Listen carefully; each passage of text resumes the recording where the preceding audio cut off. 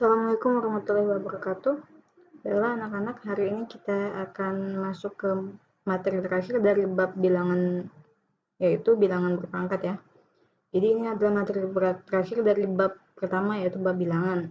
Di mana bahasan yang akan kita bahas hari ini adalah, materi yang akan kita bahas hari ini adalah bilangan berpangkat. Oke, langsung saja. Jadi ini konsep bilangan berpangkat ya nak. Bilangan berpangkat itu artinya perkalian berulang sebanyak pangkat dari bilangan tersebut. Contohnya seperti yang pertama ini, 2 pangkat 2, jadi perkalian 2-nya itu sebanyak 2 kali. 2 kali 2. Kalau 2 pangkat 3 berarti perkalian 2-nya sebanyak 3 kali. 2 kali 2 kali 2 lagi. Kalau 2 pangkat 4 berarti 2-nya ada 4. Terus dikalikan. 2 kali 2 kali 2 kali 2. Itu kalau misalnya 2 pangkat 4. Dan kalau misalnya 2 pangkat n berarti dia bilangan 2 dikalikan sebanyak n. Jadi sebanyak pangkatnya berapa. Ini bentuk umumnya. Oke. Contohnya seperti ini. 3 pangkat 3 berarti 3-nya ada 3 buah, ada 3. Kemudian kita kalikan. 3 kali 3 kali 3. 3 kali 3, 9. 9 kali 3, 27. Berarti 3 pangkat 3 adalah 27. Ini bentuk bilangan bulatnya. Terus 5 pangkat 3, berarti 5-nya ada 3. Terus kita kalikan tinggal. 5 kali 5 kali 5. 5 kali 5, 25. Dikalikan 5 lagi, hasilnya adalah 125. 2 pangkat 5, berarti 2-nya ada 5 buah. 1, 2, 3, 4, 5. Terus tinggal kita kalikan. 2 kali 2 kali 2 kali 2 kali 2 lagi. Sebanyak 5 buah ya, karena pangkatnya 5. 2 kali 2, 4. 4 kali 2, 8. 8 kali 2, 16. 16 kali 2, 32. Sehingga 2 pangkat 5 hasilnya adalah 32. Itu bilangan berpangkat ya. Itu kalau misalnya bilangannya berpangkat positif. Nah, bagaimana kalau bilangan berpangkat negatif? Jadi kalau bilangannya satu bilangan itu berpangkat negatif, 3 pangkat negatif 3, maka tinggal kita putar posisinya. Kita pindahkan ke bawah. Ketika bilangannya pindah ke bawah, bilangannya pangkatnya berubah menjadi positif. Sehingga 3 pangkat negatif 3 itu sama dengan 1 per 3 pangkat 3. Jadi 3 pangkat 3-nya pindah ke bawah. 1 per 3 pangkat 3. Dan ketika dia pindah ke bawah, tanda pangkatnya berubah menjadi positif. Nah, 3 pangkat 3 tadi kan 27, sehingga ini sama dengan 1 per 27. Bagaimana jika 5 pangkat negatif 3 sama, kita pindahkan ke bawah. 5 pangkat negatif 3-nya, jadi 1 per 5 pangkat 3. 5 pangkat negatif 3-nya pindah ke bawah, jadi penyebut dia. Oke, ketika dia sudah pindah ke bawah, maka pangkatnya berubah menjadi positif. Oke, 5 pangkat 3 tadi 125, sehingga hasilnya adalah 1 per 125. Begitu juga dengan nomor ketiga, 2 pangkat negatif 5. Supaya dia berpangkat positif pangkatnya itu, maka bilangannya kita pindahkan ke bawah. Dia jadi penyebut. Jadi 2 pangkat 1 per 2 pangkat 5. Ketika dia sudah pindah ke bawah, maka pangkatnya berubah menjadi positif, yaitu 2 pangkat 5. Yang awalnya negatif 5 kan, dia berubah pangkatnya menjadi 2 pangkat 5. 2 pangkat 5 tadi kan 32, sehingga ini hasilnya sama dengan 1 per 32. Contoh soal yang keempat ya. Bagaimana kalau misalnya bilangan berpangkat negatifnya itu ada di bawah, ada di bagian penyebut. Nah, ketika dia ada di bawah, maka tinggal kita pindahkan ke atas supaya dia tandanya berubah jadi positif. Sehingga dia berpindah ke atas jadi 2 pangkat 3 per 1. Kalau penyebutnya 1 berarti tinggal kita hilangkan saja penyebutnya. Itu sama saja dengan 2 pangkat 3. Jadi tidak usah pakai per. 2 pangkat 3 itu kan sama dengan 2 kali 2 kali 2. 2 kali 2, 4. 4 kali 2, 8. Jadi intinya kalau misalnya dia berpangkat negatif, tinggal kita ubah saja posisinya ya nak. Kalau dia awalnya di atas, maka kita pindahkan ke bawah, supaya dia jadi positif pangkatnya. Kalau dia awalnya di bawah, maka kita pindahkan ke atas, supaya pangkatnya berubah menjadi positif. Begitu juga dengan soal nomor 5. Bisa dipahami ya? Bagaimana kalau misalnya pangkatnya itu 0? Nah, semua bilangan yang berpangkat 0 itu sama dengan 1. 3 pangkat 0 itu sama dengan 1, 5 pangkat 0 1, 100 pangkat 0 pun 1, bahkan 1 juta. Kalau kalian pangkatkan dengan 0, maka hasilnya adalah 1. Jadi kalau misalnya ada suatu bilangan berpangkat 0, itu nilainya adalah 1. Bisa dipahami ya? Sekarang kita masuk ke sifat-sifat dari bilangan berpangkat. Jadi sifat-sifat bilangan berpangkat itu ada 5. Yang pertama itu perkalian dua bilangan berpangkat. Ya. A kali B kali A pangkat B dikalikan dengan A pangkat C, itu maka pangkatnya kalau dia dikali, pangkatnya kita tambah. Jadi kalau misalnya bilangan pokoknya sama-sama A, terus dia dikalikan, maka pangkatnya tinggal kita jumlahkan. A kali B A pangkat B dikali A pangkat C itu sama dengan A pangkat B tambah C. Jadi pangkatnya tinggal kita jumlahkan. Contohnya seperti ini. 2 pangkat 3 dikali 2 pangkat 5. Bilangan pokoknya sama-sama 2 ya. 2 pangkat 3, ini 2 pangkat 5, sama-sama 2. Kalau dia sama bilangan pokoknya, terus dia dikalikan, maka pangkatnya tinggal kita jumlahkan. Sehingga itu sama dengan 2 pangkat 3 ditambah 5. 3 tambah 5, 8, berarti sama dengan 2 pangkat 8. Bisa dipahami ya? Itu kalau misalnya dua bilangan berpangkat, kita kalikan. Sifat yang kedua, dua bilangan berpangkat, kita bagi. A pangkat B dibagi A pangkat C. Bilangan pokoknya sama-sama A. Kalau dia sama bilangan pokoknya, terus dia dibagi, maka pangkatnya kita kurangkan. Jadi kalau kali tadi kita jumlahkan, kalau bagi kita kurang pangkatnya. Sehingga sehingga dia pangkatnya bilangannya jadi A pangkat B dikurang C. Jadi pangkatnya kita kurangkan. Contohnya seperti ini, 3 pangkat 7, maaf.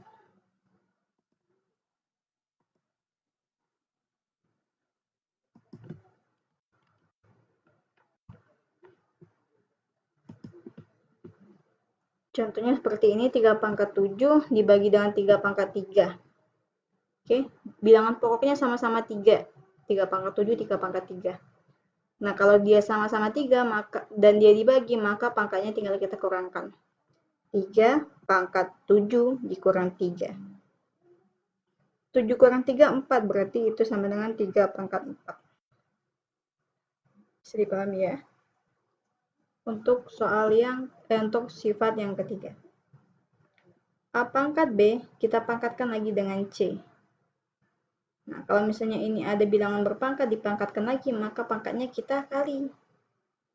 Jadi itu sama dengan A pangkat B kali C.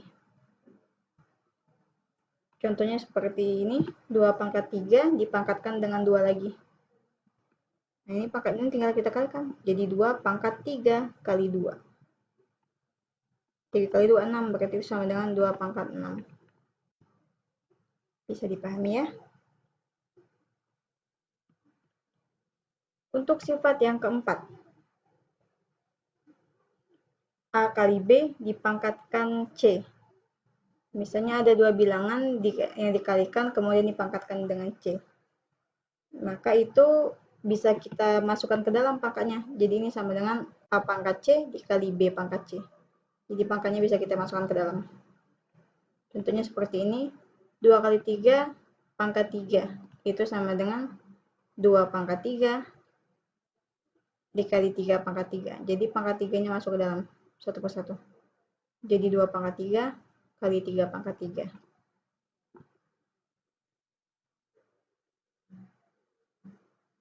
Oke, sifat yang kelima, kalau misalnya dua bilangan kita bagi, kemudian kita pangkatkan. Misalnya A bagi B pangkat C.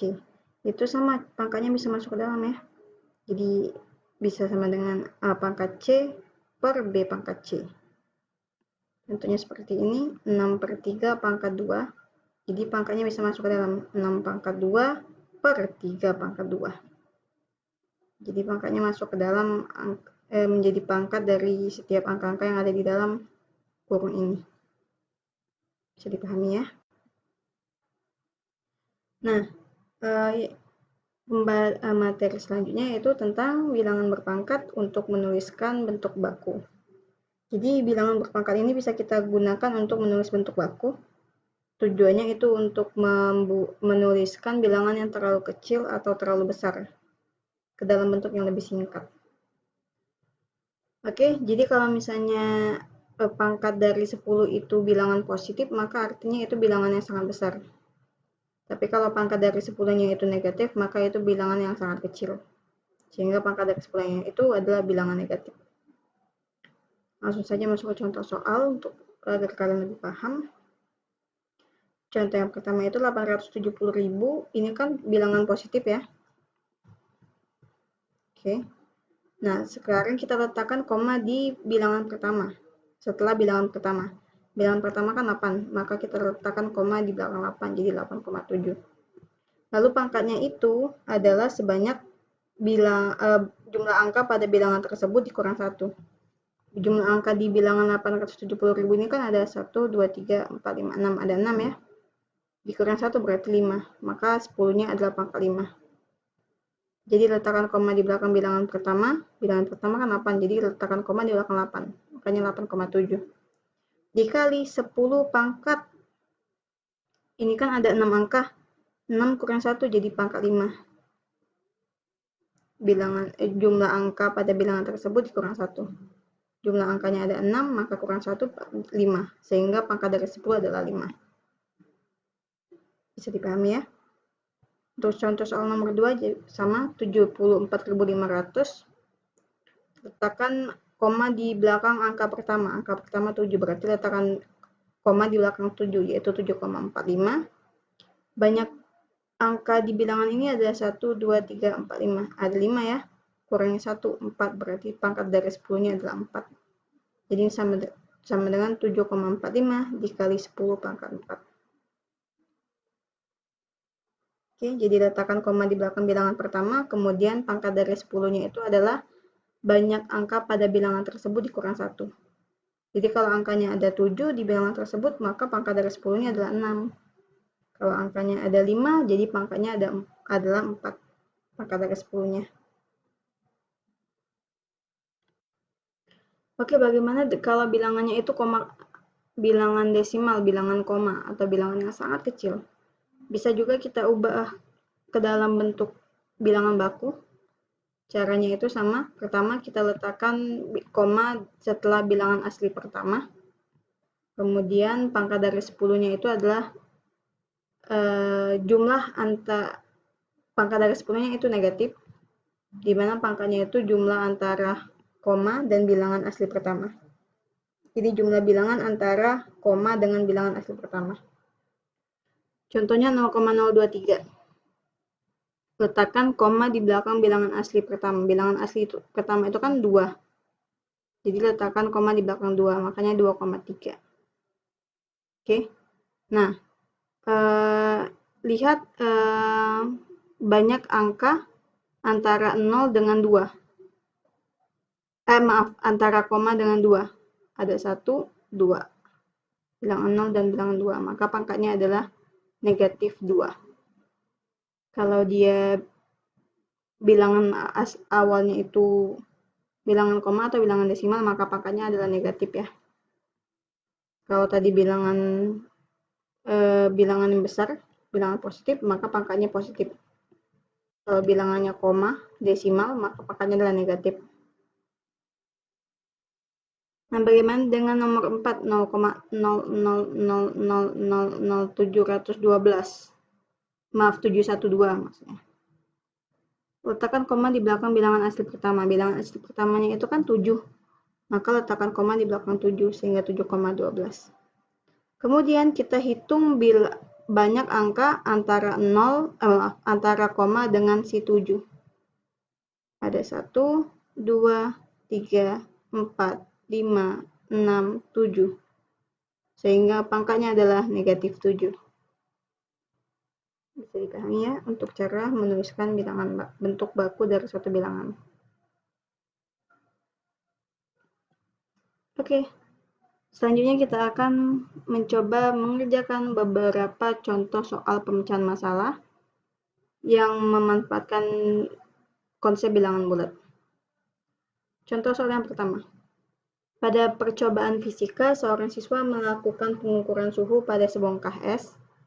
Suhu tersebut bermula-mula negatif 5 derajat Celcius. Setelah dipanaskan, es berubah menjadi air yang bersuhu 3 derajat Celcius. Berapakah kenaikan suhu es tersebut sehingga menjadi air? Oke, kita tentukan terlebih dahulu apa yang diketahui dari soal. Jadi dari soal diketahui bahwa suhu awalnya itu, suhu es tersebut mula-mula negatif 5 derajat Celcius. Jadi suhu mula-mula atau suhu awalnya negatif 5 derajat Celcius. Setelah dipanaskan, dia berubah menjadi 3 derajat Celcius, sehingga suhu akhirnya adalah 3 derajat Celcius. Yang ditanya, kenaikan suhu es tersebut, berapa kenaikan suhu esnya?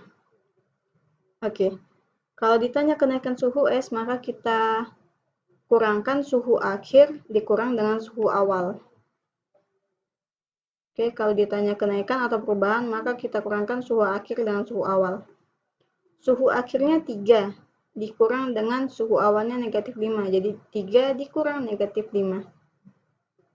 Oke, ingat ya, kalau pengurangan berarti dia itu sama dengan penjumlahan dengan bilangan kebalikannya. Jadi 3 ditambah kebalikan dari negatif 5 kan 5. Jadi 3 ditambah 5. 3 tambah 5, 8. Sehingga kenaikan suhunya adalah 8 derajat Celcius. Oke, sekarang kita bahas pemecahan masalah dengan menggunakan bilangan pecahan. Ibu Rani mempunyai 3 anak. Ia membeli 6/3/4 meter kain untuk seragam sekolah anaknya. Kemudian setiap anak memperoleh kain dengan panjang yang sama. Kita diminta untuk menentukan panjang masing-masing kain tersebut. Oke, diketahui jumlah anak Ibu Rani itu ada 3. Panjang kain yang dibeli itu 6/3/4 meter. Kita diminta mencari tahu panjang masing-masing kain yang diperoleh oleh setiap anak dari Ibu Rani. Oke, panjang kainnya itu kan 6/3/4. Kita diminta untuk mencari panjang kain untuk setiap anak. Karena anaknya ada 3, berarti panjang kain total kita bagi dengan 3. Jadi 6/3/4 bagi 3. Ubah dulu, ini kan pecahan campuran ya, ubah ke pecahan biasa. 6 kali 4, 24, tambah 3, 27. Per penyebutnya 4, berarti 27/4. Jangan lupa ya, ini materi saat kalian SD.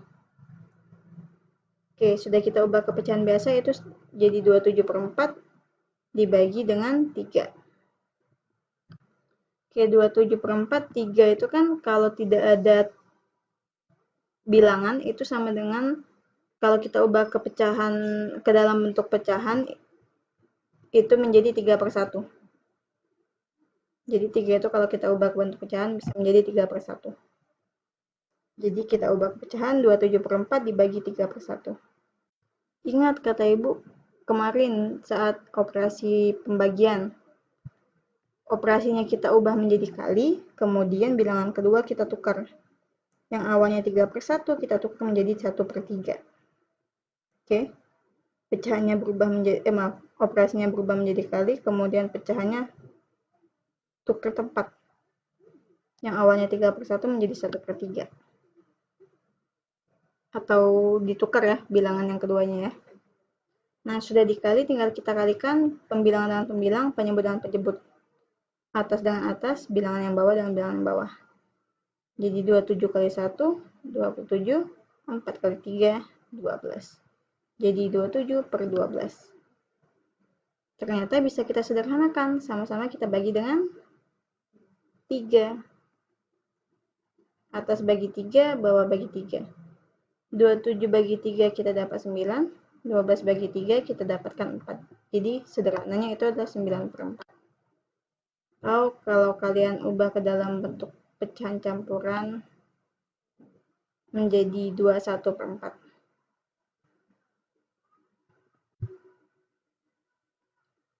Bisa dipahami ya?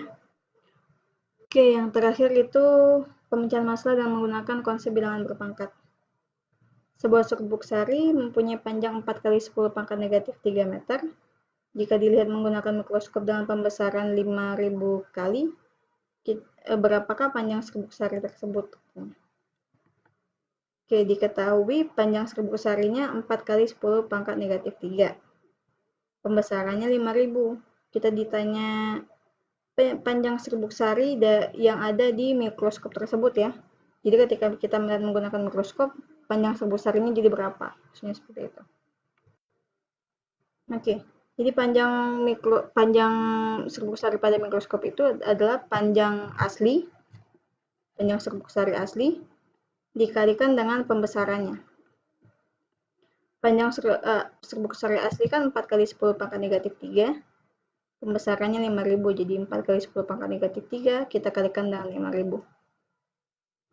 Nah, 5000 ini kita ubah ke bentuk bakunya. Ingat tadi. Jadi ambil yang bilangan pertama 5 dikali 10-nya ada 1, 2, 3. Ada 3, jadi 10 pangkat 3. Kenapa nggak pakai koma? Karena dia cuma ada satu angka, satu bilangan asli di sini, jadi tidak usah pakai koma. Yang pakai koma itu kalau misalnya ada 2 atau lebih bilangan asli di sana. Karena hanya satu, jadi tidak usah pakai koma. Jadi langsung ambil 5 dikali banyak nolnya ada berapa? Ada 3. Jadi 10 pangkat 3. Bisa dipahami ya? Oke. Sekarang kita kalikan bilangan asli dengan bilangan asli. 4 dikali 5. Kemudian yang berpangkat kalikan dengan bilangan berpangkat. 10 pangkat negatif 3 kita kali dengan 10 pangkat 3. 4 kali 5, 20. 10 pangkat negatif 3 dikali 10 pangkat 3. Itu kan bilangan pokoknya sama-sama 10 ya. Karena dia dikali, maka pangkatnya kita jumlahkan. Jadi 10 pangkat negatif 3 tambah 3. 20 dikali 10 pangkat negatif 3 tambah 3 kan 0. Jadi 10 pangkat 0. Ingat pangkat 0 tadi itu sama dengan 1. Sehingga itu 20 ini sama dengan 20 kali 1. Karena bilangan berapapun kalau dipangkatkan dengan 0 itu hasilnya adalah 1. Oke. 20 kali 1 sama dengan 20. Berarti panjang serbuk sari pada mikroskop adalah 20 cm. Bisa dipahami ya? Baiklah anak-anak, cukup sekian pembelajaran hari ini. Apabila ada yang ingin tanyakan, silakan kalian tanyakan melalui WA pribadi kepada Ibu. Ibu akhiri, wassalamualaikum warahmatullahi wabarakatuh. Jangan lupa kerjakan soal yang ada di CBT. Terima kasih.